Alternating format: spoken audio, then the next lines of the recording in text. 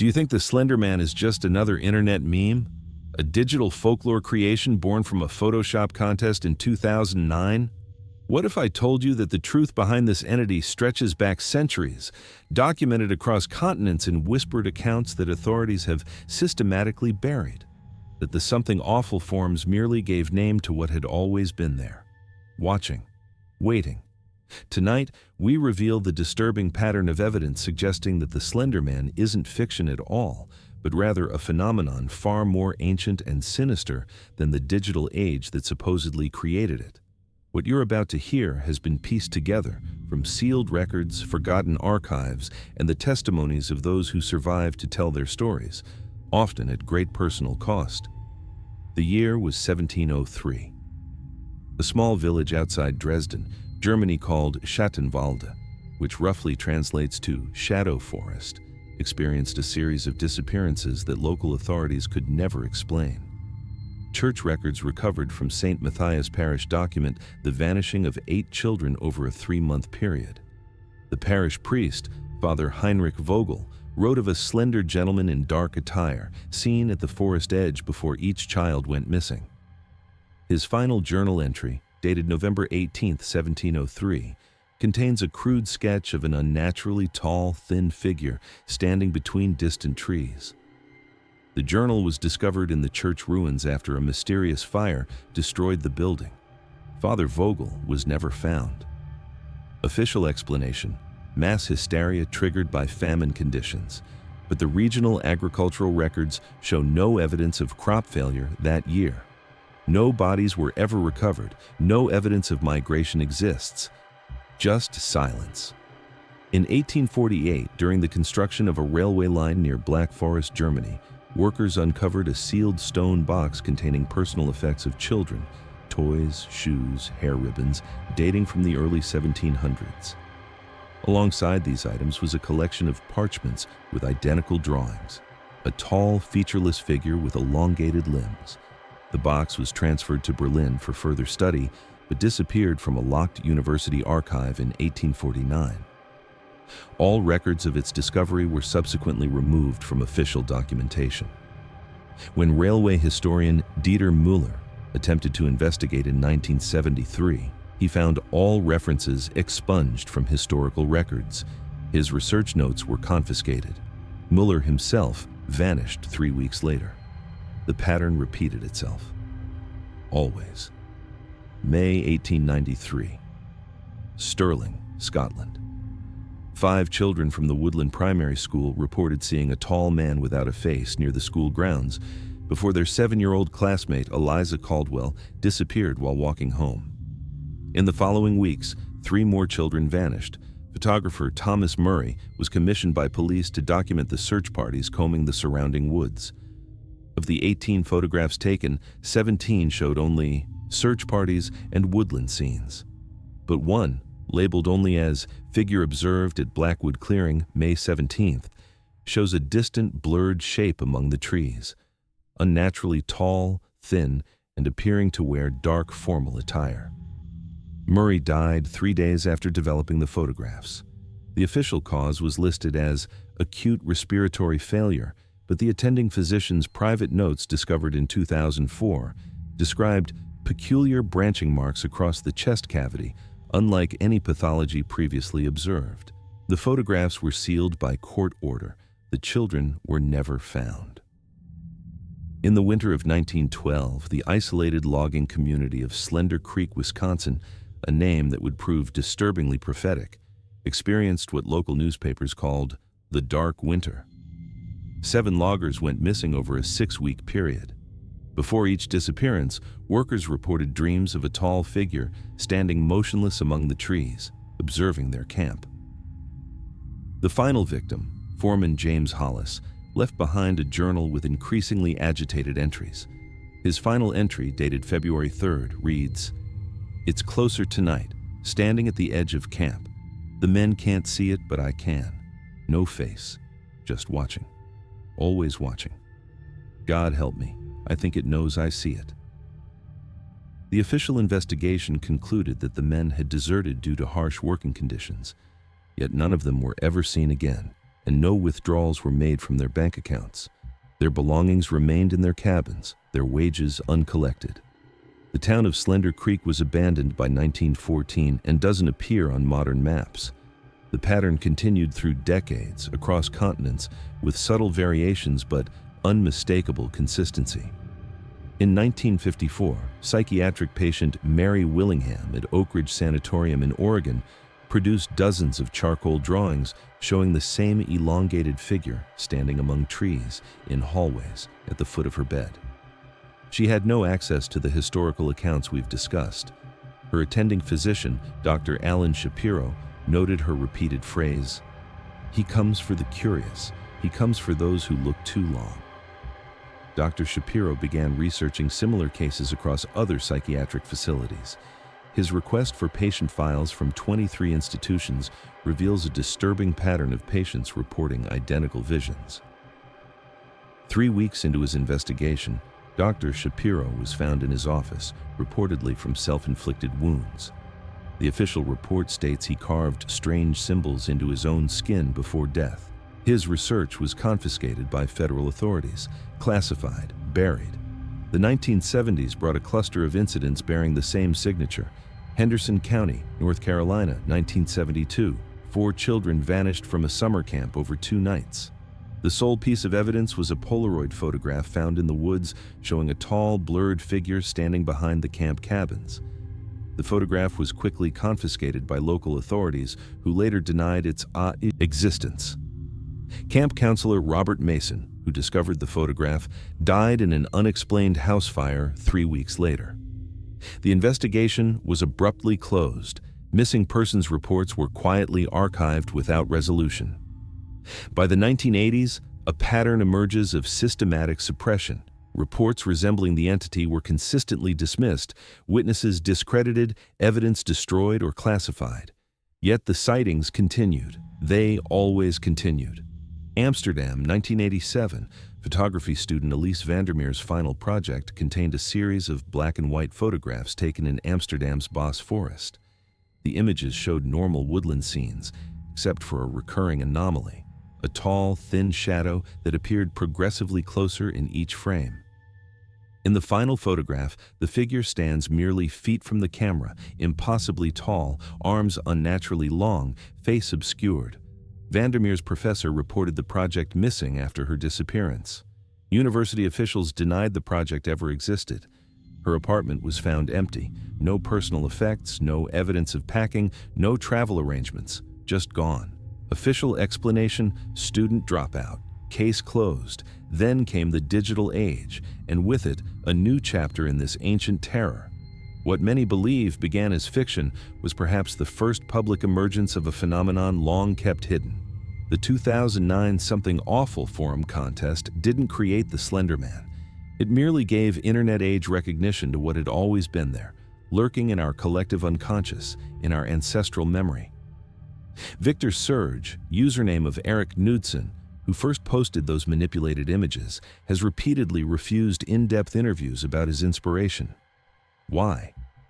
In a rare 2011 statement, he mentioned having strange dreams before creating the images, dreams of tall figures standing motionless in empty places. Coincidence? Or was he tapping into something buried in our shared human experience? Think about it. How does a newly created fictional character immediately resonate with so many people? How does it spawn thousands of stories, games, and videos in such a short time? Cultural phenomena require explanation. The Slender Man's immediate grip on our collective imagination suggests recognition rather than creation. Consider the physical evidence. In 2013, following the attempted murder in Wisconsin allegedly inspired by Slender Man, investigators discovered something troubling. The girls' computer searches for Slender Man began after they reported dreams of a tall figure standing at the edge of the woods near their homes. Not before, after. This crucial detail was omitted from most media reports. The digital footprint reveals more disturbing patterns. Analysis of early Slender Man forum discussions shows hundreds of users reporting identical dreams after engaging with the content. Nightmares featuring a tall, faceless figure standing motionless, observing. Many users reported waking to find unexplained scratches, nosebleeds, memory gaps. These testimonies were systematically removed from forums, accounts suspended, threads deleted.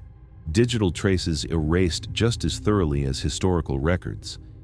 In 2015, data analyst Meredith Chen compiled a geographical mapping of reported Slender Man sightings and compared them with missing person statistics. Her findings revealed a disturbing correlation. Areas with higher reported encounters showed a 17% increase in unexplained disappearances, particularly among adolescents. 3 days after uploading her research to an academic server, the paper was removed. Chen's academic credentials were revoked for methodological misconduct. Her subsequent attempts to republish were blocked. She disappeared 6 weeks later after telling colleagues she was being followed by a tall man in a dark suit. The institutional suppression continued. In 2016, paranormal researcher James Cowell submitted Freedom of Information Act requests for any government documents containing terms related to the entity's description dating back to the 1950s. His request was denied, citing national security concerns, an unusual response for what should be a fictional creation. Cowell's subsequent appeals were met with silence. His website documenting the process was taken offline without explanation. His current whereabouts are unknown. The pattern persists, always. But perhaps most disturbing is the way this entity seems to operate, spreading through awareness itself, using human attention and fear as vectors. Historical accounts repeatedly mention that acknowledging its presence, discussing it openly, or pursuing investigation seems to trigger activity. It feeds on attention, on fear, on curiosity. Which brings us to you, watching this right now. You might be thinking this is just another creepy internet story. Fiction dressed as fact. But ask yourself, why does this particular entity provoke such visceral response? Why do so many people report the same dreams after learning about it? Why do those who investigate too deeply tend to disappear? Throughout history, certain knowledge has been systematically suppressed, not because it's false, but because it's dangerous. Because awareness itself is the mechanism of transmission. The more you know, the more you think about it, the more you open yourself to it. Even now, as you watch this, consider, what if your attention is the invitation it's been waiting for? In 2019, cognitive scientist Dr. Eleanor Waldgrave proposed the tulpa effect, the theory that collective belief can manifest reality. Her paper suggested that certain thought forms might exist in a liminal space between imagination and physical reality, gaining strength through attention and belief. The paper was published in the Journal of Consciousness Studies but retracted 2 weeks later. All digital copies were removed. Dr. Waldgrave took an unexpected leave of absence and has not returned to academic work. Is the Slender Man a thought form given power through our collective attention? Or is it something older that found new life through digital means? Perhaps both are true. An ancient entity adapting to new forms of human connection and communication. Consider the testimony of Marcus Fletcher, former content moderator for a major social media platform. In 2020, Fletcher reported increasing user submissions of unaltered photographs containing the same tall figure in the background. These images came from unconnected users across different countries. Fletcher established a database tracking these submissions, noting that users who posted such images often deactivated their accounts within days, sometimes hours. His employment was terminated after he attempted to alert supervisors. His database was deleted. Fletcher later reported being followed by a tall man in a suit before changing his name and relocating. We see the pattern across platforms, across media, across time itself. The entity adapts, finding new vectors for transmission while maintaining its essential characteristics: the elongated limbs, the facelessness, the patient observation, the connection to wooded areas, the targeting of the young or the curious. In 2021, during the pandemic isolation, reports surged of people seeing a tall figure standing outside their windows at night. Emergency services in 17 countries documented thousands of similar calls over a 3-month period. The calls followed a geographical pattern, spreading outward like a contagion. Official explanation: mass hysteria triggered by isolation and anxiety. Yet the reports contained identical details from witnesses with no connection to each other, many of whom had never encountered the Slender Man mythology. The records of these calls were subsequently removed from emergency service databases. Witnesses who persisted in their accounts reported strange phenomena, electrical disturbances, recurring nightmares being followed. Many relocated without forwarding addresses. Some disappeared entirely. The pattern repeated itself, always. In early 2022, an anonymous source from within a major intelligence agency leaked documents suggesting long-term awareness of the phenomenon. The documents, dated from 1953 to 2019, contained thousands of incident reports matching the entity's signature characteristics. They revealed a systematic program to suppress information, discredit witnesses, and monitor online discussions. The leak was quickly contained. All major news organizations simultaneously declined to publish the material without explanation. The documents vanished from file-sharing platforms within hours.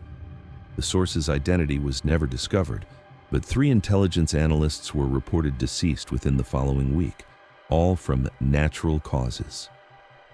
This persistent pattern of systematic suppression raises the most disturbing question: why? If this is merely folklore or mass delusion, why the consistent, coordinated efforts to bury evidence, to silence witnesses, to classify information? What do they know that we don't? Or perhaps, what do they fear we might discover? Those who study memetics, the spread of ideas as if they were viruses, suggest that certain concepts might function as cognitive contagions. The Slender Man phenomenon exhibits all the characteristics of a successful mind virus: simple recognition pattern, emotional trigger, fear, incentive to spread, warning others, and most importantly, self-reinforcing mechanisms. The more you think about it, the more you see it. The digital age simply accelerated what was already occurring throughout history. It provided new vectors for an ancient contagion, new hosts for an old parasite. But here's where the documentary record becomes truly unsettling. In analyzing the historical accounts, a pattern emerges that few have noticed. The entity's behavior has been evolving. Early accounts describe a passive observer, watching from a distance, appearing briefly before disappearing. By the mid-20th century, reports indicate more direct interaction, entering buildings, approaching sleeping victims, leaving physical evidence.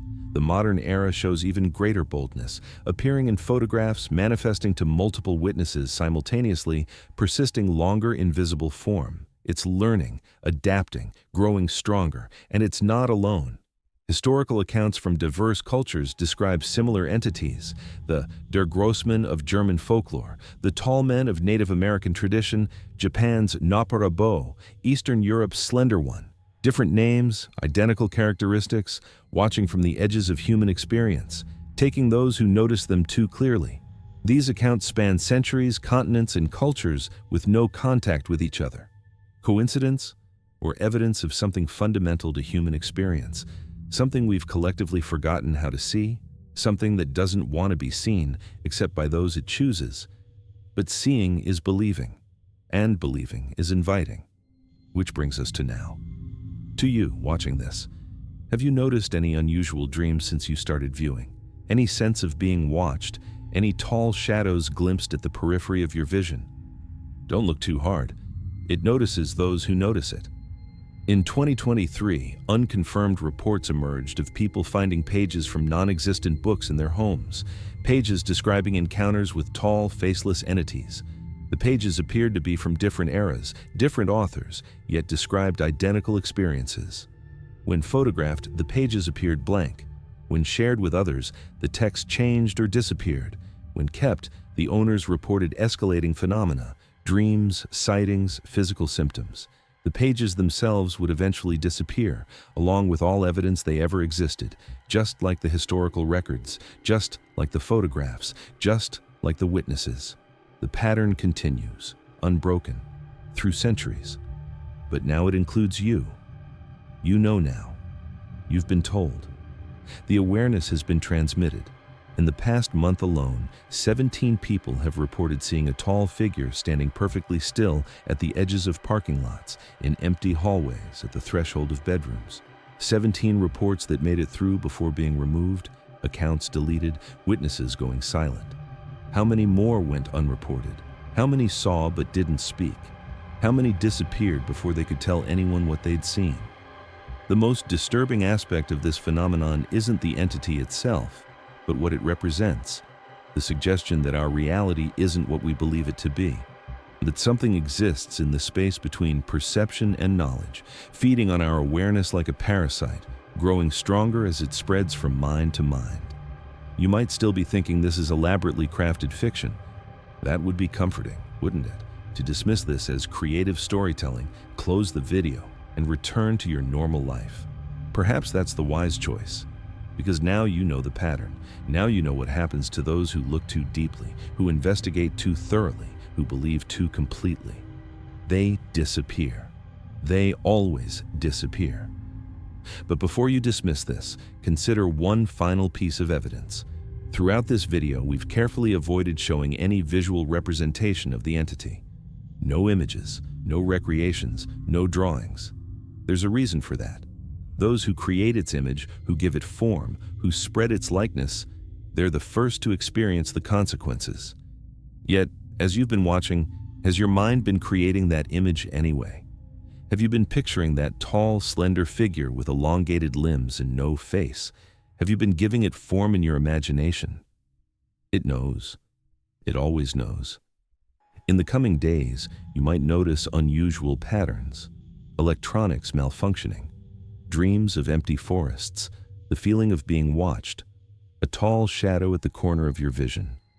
If you do, don't acknowledge it, don't speak of it, don't look directly at it, and whatever you do, don't research further. The deeper you go, the closer it gets. The more you know, the more it knows you.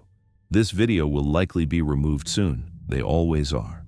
The information contained here challenges what we're allowed to know, what we're permitted to see. Those who control information have been suppressing this pattern for centuries. They'll continue to do so. If you've watched this far, you're already part of the pattern. You're already seeing with new eyes. The choice now is whether to look away or look deeper. For those who believe, who have experienced the phenomenon themselves, leave a comment with the phrase, "I see it too." Only if you truly do. A warning to others, a confirmation that you're not alone in what you've witnessed. Like and subscribe if you want to see more suppressed truths, more hidden histories, more dangerous knowledge. But understand the risk. Awareness is a door that swings both ways. What you invite in might not leave. This has been the terrifying true story behind the Slender Man. Not a creation of internet forums, but an ancient entity finding new vectors in the digital age. A patient observer throughout human history, watching from just beyond perception, taking those who perceive it too clearly. It's out there, waiting, watching, and now it might be watching you.